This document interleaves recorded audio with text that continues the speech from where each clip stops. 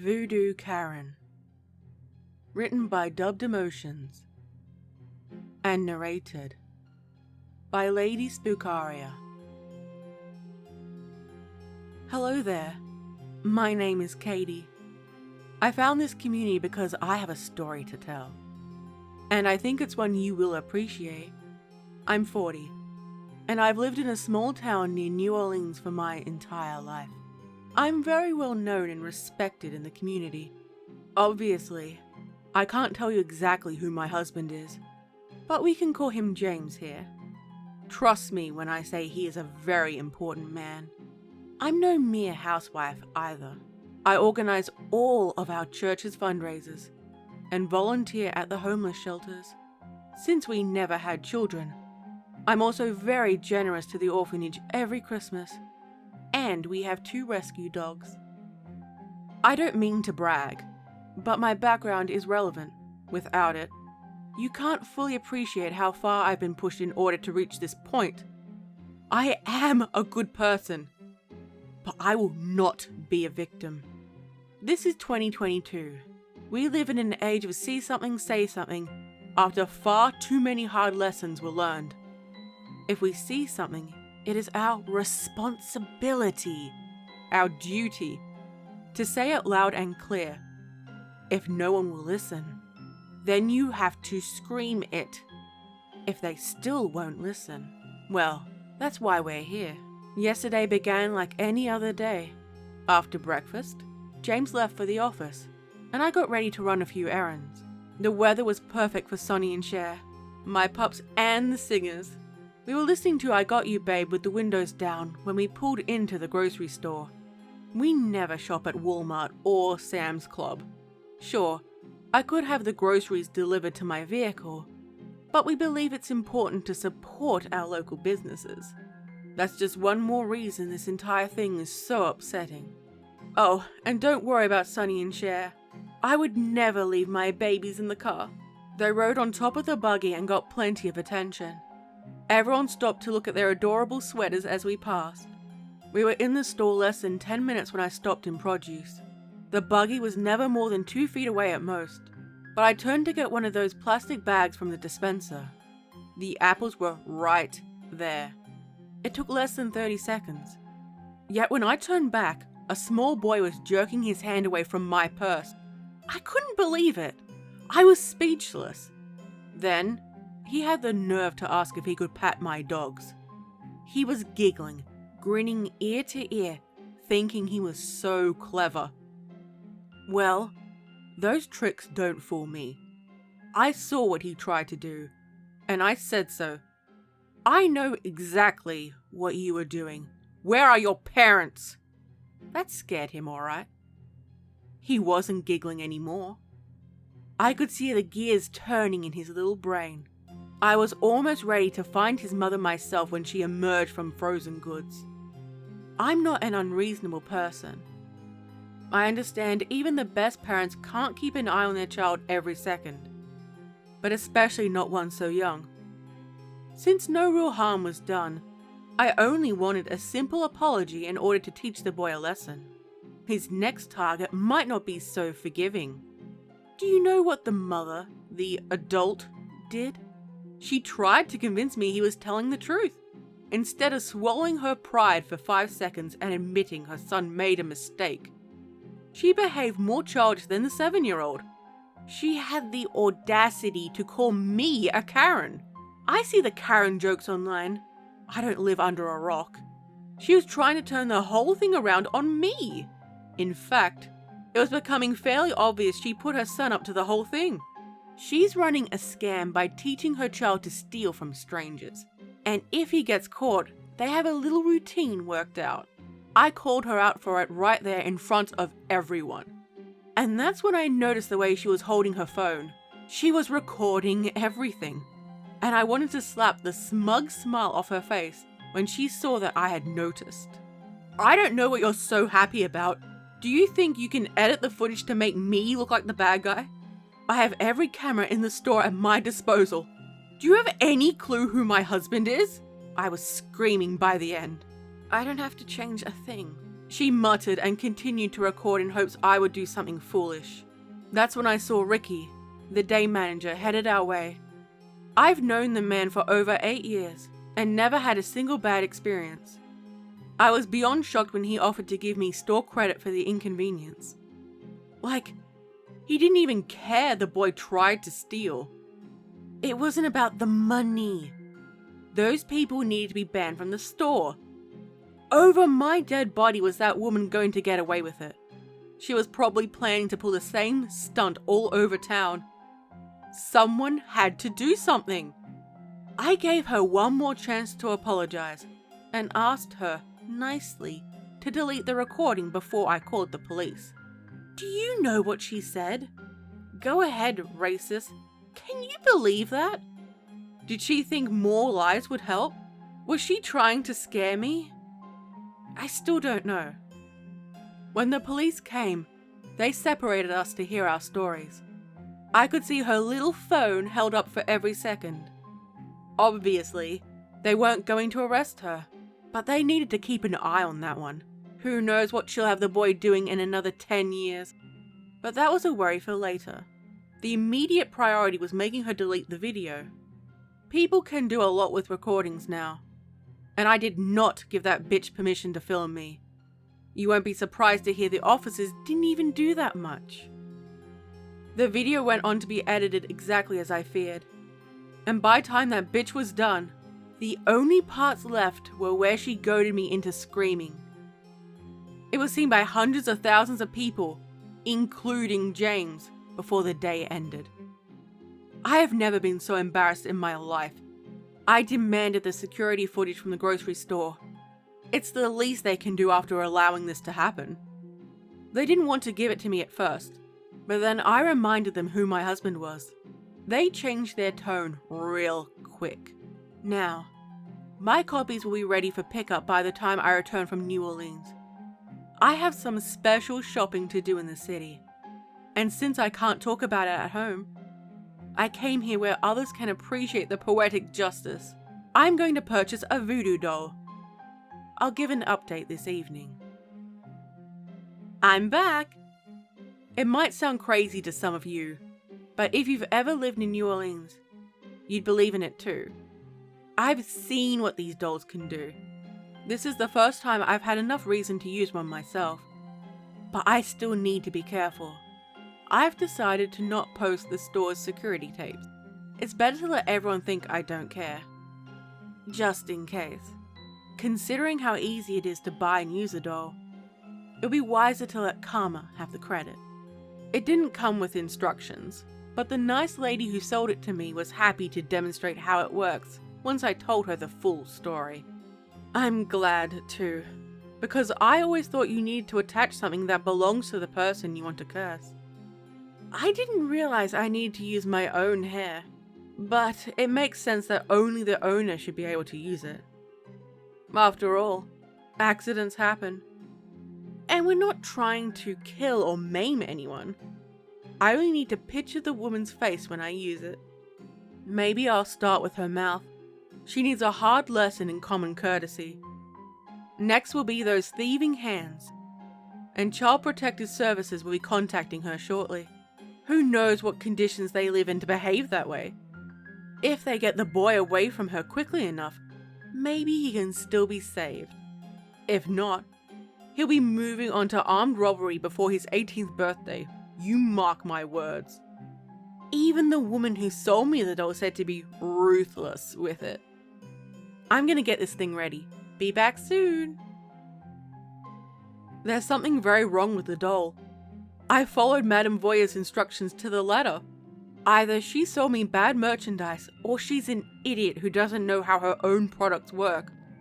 Either way, you better believe I'm going right back first thing tomorrow morning. If she thought she could rip me off because I live outside the city, then she was sorely mistaken. I filled my mind with that trashy, thieving woman from the grocery store and put a duct tape over its mouth. Yet, suddenly, my mouth was stuck closed. I couldn't even scream. I pulled the tape off in a panic and pieces of fuzz were ripped from the doll just as skin was ripped from my lips. They were bleeding and sore, It hurts to eat or drink. I'm going to bed. I want to be well rested for tomorrow. I plan to be waiting outside that damn shop when it opens. And I'm not leaving until I get a full refund, new doll, and an apology. I'll be back tomorrow evening to let you know how it went, then my vengeance will finally begin. What began as an act of community service has turned into my worst nightmare. Rest assured, my life won't be the only one ruined. If they think they're going to get away with it, they're sorely mistaken. Last night, I put the doll in my dresser before going to bed. Falling asleep was easy, but I woke to a horrible pain around midnight. Like someone smashed my head against the wall. I sat up, screaming in the dark, and James turned on a lamp. He was standing near the dresser, confused and frightened by my outburst. He can never know what I've done. The doll was lying on the floor, knocked down as my husband stumbled by in the dark.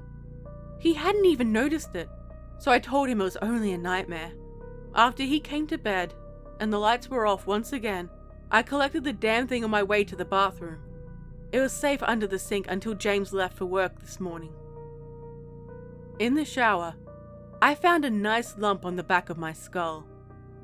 I decided to put the doll in a bag stuffed with padding and left it on the bed while digging through the closet. There were only a few things in the way, but in the seconds it took to move them, Sonny and Cher thought they found a new toy. I knew what was happening the moment I felt their hot breath against my face. They didn't come when called, and I was moving as fast as I could when it happened. Teeth closed around my ankle and pulled hard. I fell as I was clearing the closet. My body was jerked side to side as Cher enjoyed herself, and it was only stopped when Sonny's jaw clamped onto my wrist. Then they played tug of war. I thought my hand would be torn away, but they finally heard their names through my frantic screams and dropped the doll. I'm not entirely certain what happened next. I understand Sonny and Cher aren't to blame. Everything just went black.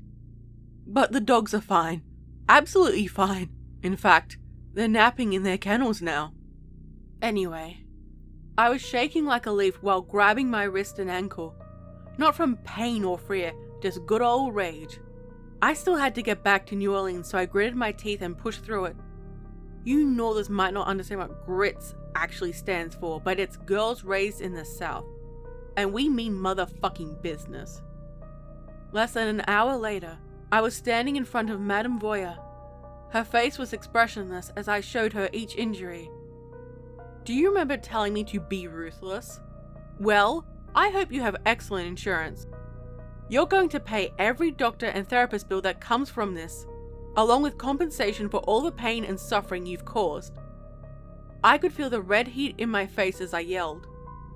Had the doll worked properly, would you also be held responsible for the injuries it caused? The first hint of emotion to touch her face was a smirk, and I barely contained my anger. Save your mind games for the idiots who trapeze through here.